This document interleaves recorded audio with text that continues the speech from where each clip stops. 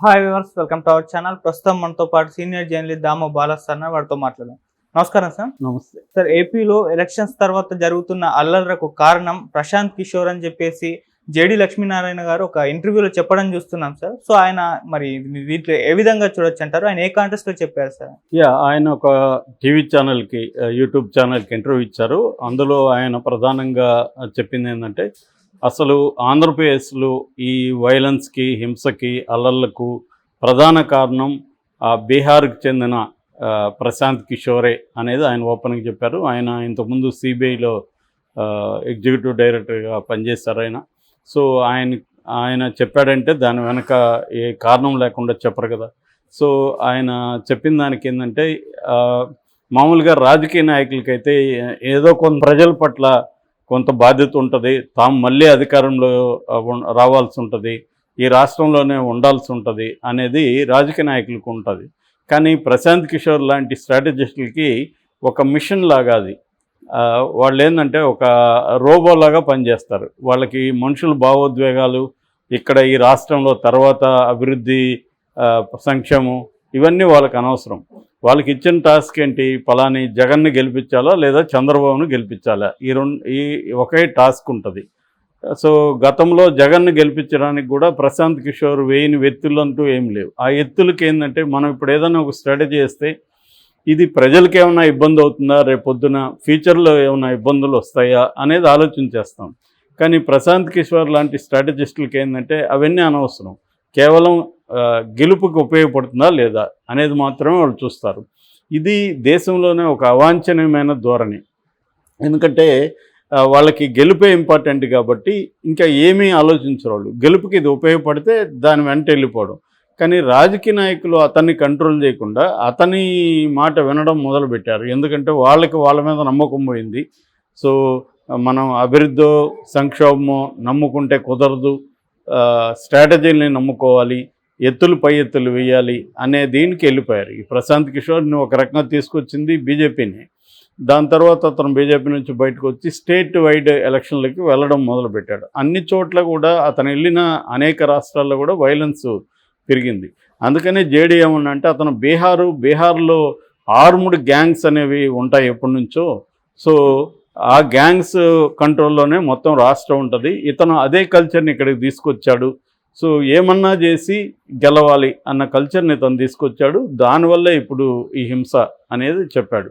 ఆయన డీటెయిల్గా ఎక్స్ప్లెయిన్ చేయలేదు. కానీ మనం దాన్ని ఆలోచిస్తే ప్రశాంత్ కిషోర్ గతంలో వైసీపీ తరఫున పనిచేశాడు, ఈసారి తెలుగుదేశం తరఫున పనిచేశాడు. ఆయన క్లియర్గా తెలుగుదేశంతో నేను లేను అది ఇది అంటున్నాడు. కానీ ఆయన హైదరాబాద్లోనే ఉన్నాడు. ఎలక్షన్లు అయ్యే వరకు మనకు తెలుసు. ఒక టీవీకి కూడా ఆయన లాస్ట్ డే కూడా నిజానికి అది కూడా ఎన్నికల కోడ్కి విరుద్ధం. అయినా కూడా ఆయన ఎవరు గెలుస్తారు అనేదంతా డీటెయిల్గా ఇంటర్వ్యూ ఇచ్చాడు. క్లియర్గా ఆయన చంద్రబాబుని గైడ్ చేశాడు. ఆయన చెప్పినందువల్లనే చంద్రబాబు తన సూపర్ 6 పథకాలను పక్కన పెట్టేసి ల్యాండ్ టైటిలింగ్ యాక్ట్ని తేవడం వెనక కూడా ప్రశాంత్ కిషోర్ సలహానే ప్రధానంగా పనిచేసిందనేది వాళ్ళు చెబుతున్నారు అన్నమాట. సో అందువల్ల ప్రశాంత్ కిషోరే ఈ వైలెన్స్ ఒక స్ట్రాటజీ చంద్రబాబుకి ఇచ్చాడని చెప్తున్నారు. ఆ స్ట్రాటజీ ఏంటంటే, తెలుగుదేశానికి ఓట్లు వేసే వాళ్ళందరూ అర్లీ మార్నింగ్ వచ్చి 11 లోపల వేసేయాలి. సో అంతవరకు ఎక్కడా వైలెన్స్ ఉండకూడదు.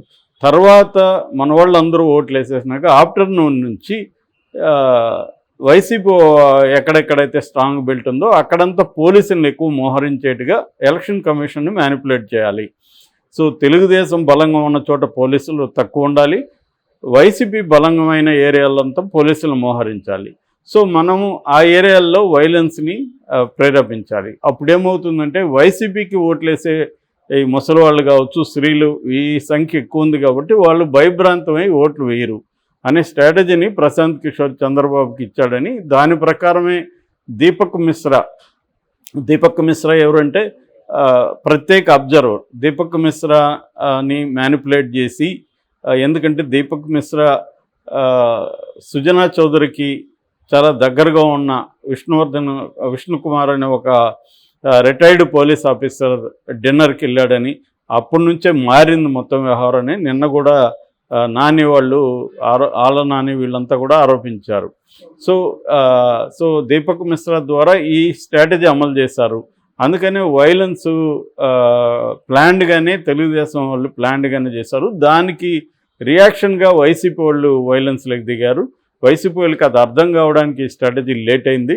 దానివల్లే అది స్పిల్ ఓవర్ అయ్యి నెక్స్ట్ డే కూడా ప్రాకింది. ఇప్పటికి కూడా అది ఆరని అగ్నిగుణం లాగా మారడానికి కారణం ఈ ప్రశాంత్ కిషోర్ ఇచ్చిన ఈ స్ట్రాటజీనే అనేది మనం అర్థం చేసుకోవచ్చు. అంటే ఆయన ఇంత డీటెయిల్గా చెప్పలేదు, కానీ ఈ స్ట్రాటజీలన్నీ బయటకు వస్తున్నాయి వరుసగా. నిన్న కూడా వాళ్ళు ప్రెస్ మీట్ పెట్టి మొత్తం మాట్లాడారు. దీనికి అన్నిటి కారణం దీపక్ మిశ్రా అని వాళ్ళు ఆరోపిస్తున్నారు. ఎందుకంటే కావాలని లాస్ట్ ఎలక్షన్ రేపుండగా ఈరోజు నైటు సిఐల్ని మార్చడం, చాలా చోట్ల పోలీస్ ఆఫీసర్లు మార్చడం, ఇవన్నీ చేశారు. ఎలక్షన్ ముందుగా డీజీపీని మార్చారు. సో దీనివల్ల ఏమైందంటే కొత్తగా వచ్చిన డీజీపీకి కావచ్చు, కొత్తగా వచ్చిన పోలీస్ ఆఫీసర్లకి అక్కడ పరిస్థితి అర్థం చేసుకొని కంట్రోల్ చేసే పరిస్థితి లేదు. వాళ్ళకి కావాల్సింది అదే. సో తెలుగుదేశం ఎక్కడెక్కడ లిస్ట్ ఇచ్చిందో మార్చమని ఆ లిస్ట్ అంతా దీపక్ మిశ్రా మార్చుకుంటూ వెళ్ళిపోయాడు అనేదే ఇప్పుడు ప్రధానంగా వస్తున్న ఆరోపణ. సో రెండవ అంశం ఆయన చెప్పింది ఏంటంటే జేడీ ఈసారి ఎన్నికల్లో విపరీతంగా డబ్బు ప్రవహించింది. ముఖ్యంగా తెలుగుదేశం వాళ్ళు క్యాండిడేట్ని ఎక్కువ పెట్టారు, డబ్బున్న క్యాండిడేట్ని.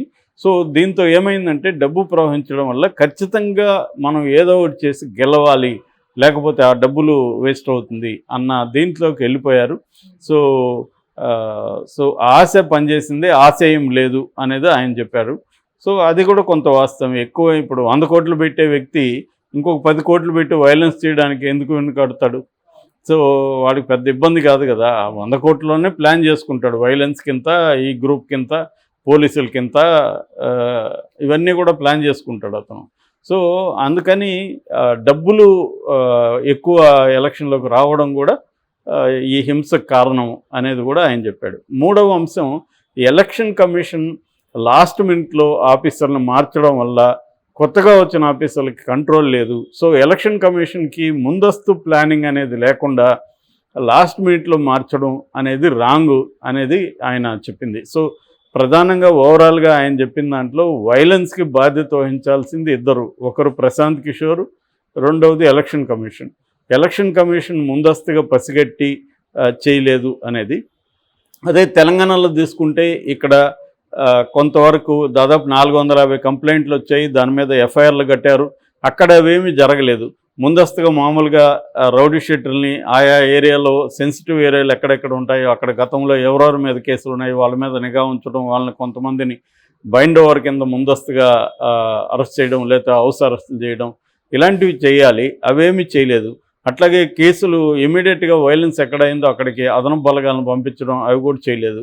ఇది ప్లాన్డ్గా తెలుగుదేశం బలంగా ఉన్న చోటేమో పోలీసులు లేరు, తెలుగుదేశం బలహీనంగా వైసీపీ బలంగా ఉన్న చోట పోలీసులను పెట్టారు. సో అక్కడ వైలెన్స్ జరిగిన వాళ్ళు పట్టించుకోలేదు అనేది ప్రధానంగా. సో ఎన్నికల తర్వాత ఏమైందంటే ఇప్పుడు ఇరు వర్గాలు మళ్ళీ కొట్టుకున్నారు. మీడియా కూడా రెండుగా చీలిపోయి వైసీపీ వైకాపా దాడులు అని ఈటీవీ, జ్యోతి లాంటివి విపరీతంగా స్ప్రెడ్ చేస్తున్నారు. దీనివల్ల ఇంకా స్ప్రెడ్ అవుతుంది. తెలుగుదేశం కార్యకర్తలంతా రగిలిపోతుంటారు కదా ఈ స్ప్రెడ్ వల్ల. నిజానికి రెండు వైపులా జరుగుతున్నాయి. ఇప్పుడు పులవర్తి నాని అటాక్ ఏదైతే ఉందో దానికి ముందు పులవర్తి నాని మనుషులు వైసీపీ వాళ్ళ మీద దాడులు చేస్తారు. దానికి ప్రతిగా పులవర్తి నాని మీద జరిగింది. ఇది రెండు ముందు చెప్పరు, ఇది మాత్రమే చెప్తారు. సో దానివల్ల అక్కడ పోలీసులకి ఏంటంటే ఎవరిని అరెస్ట్ చేయాలి, ఇటు తెలుగుదేశాన్ని అరెస్ట్ చేయాలా, వైసీపీ వాళ్ళని అరెస్ట్ చేయాలా అనేది కొన్ని చోట్ల సందిగ్ధంలో పడిపోయిన పరిస్థితి కనబడుతుంది. ఓవరాల్గా తీసుకుంటే దాదాపు 3 ఎమ్మెల్యేలని హౌస్ అరెస్టులు చేశారు. ఎక్కువగా వైసీపీ వాళ్ళ మీద కేసులు పెడుతున్నట్టుగా అర్థమవుతుంది. అంటే ఎక్కడెక్కడ మార్చారో అక్కడే వైలెన్స్ ఎక్కువ జరిగిందనేది కూడా నిన్న వైసీపీ వాళ్ళు చెప్తున్నారు. అంటే మేబీ చంద్రబాబు స్ట్రాటజీ ఇదంతా అర్థం అవడానికి వైసీపీకి కూడా లేట్ అయినట్టుగా కనిపిస్తుంది. అందుకని వాళ్ళు లేట్గా నిన్న రియాక్ట్ అయ్యారు. నిన్న అందరూ కలిసి వచ్చి ప్రెస్ మీట్ పెట్టి మాట్లాడారు. వాళ్ళు కూడా క్లియర్గా చెప్తుండేది ఏమంటే ఈ అర్జెంటుగా మార్చిన చోట మాత్రమే వైలెన్స్ ఎక్కువైంది అనేది చెప్తున్నారు. ఇక తెలుగుదేశం వెర్షన్ ఏంటంటే కొన్ని చోట్ల వైసీపీకి అనుకూలమైన అధికారులు కూడా ఉన్నారు ఎస్పీల స్థాయిలో. వాళ్ళు వైసీపీ వాళ్ళని ఏమీ అనకుండా తెలుగుదేశం వాళ్ళ మీద కేసులు పెట్టడం అట్లాంటివి చేస్తున్నారు అనేది వాళ్ళ వాదన. ఓవరాల్గా మనం చూసుకుంటే పోలీసుల్లో కూడా భయం కనబడుతుంది. ఎవరి మీద చర్య తీసుకుంటే రేపు ఏ ప్రభుత్వం వస్తుందో అన్న భయం అయితే కనబడుతుంది. అందుకని వాళ్ళు కూడా ఎలాంటి ఇదంటే వెయిట్ అండ్ వాచ్, ఇంకా కొద్ది రోజులు ఒక 20 రోజులు వెయిట్ చేస్తే గవర్నమెంట్ వస్తుంది, అప్పుడు కాకపోతే మనం కేసులు పెడదాం అని వాళ్ళు కూడా వెయిట్ చేస్తున్నట్టుగా కనబడుతుంది. పులవర్తి నాని భార్య కూడా అదే ఆరోపించింది.